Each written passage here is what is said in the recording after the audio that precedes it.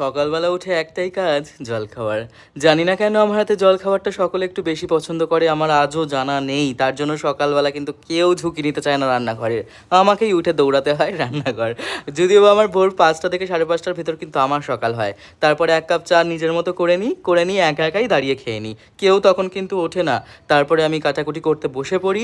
আবার কিন্তু হ্যাঁ, আমি এটা বলছি, আমার পরিবারের লোক দেখলে খুব রাগ করবে।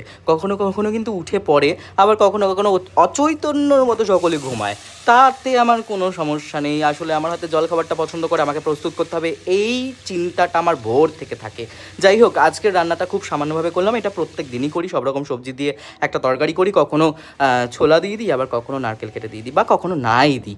নাবানোর সময় একটু ঘি বা বাটার দিয়ে নাবিয়ে নিই। রুটিটাও নিজের হাতে করি। আসলে বলছি না, সবাই একটু পছন্দ করে। আমি কিন্তু রুটি করার শেষে জলে ভিজিয়ে নিই, যাতে করে গ্যাস, অম্বল, অ্যাসিডিটি না কি বলে সামথিং জানি না, আমার ইংলিশ তো প্রচুর কাঁচা, বারবার করে বলি।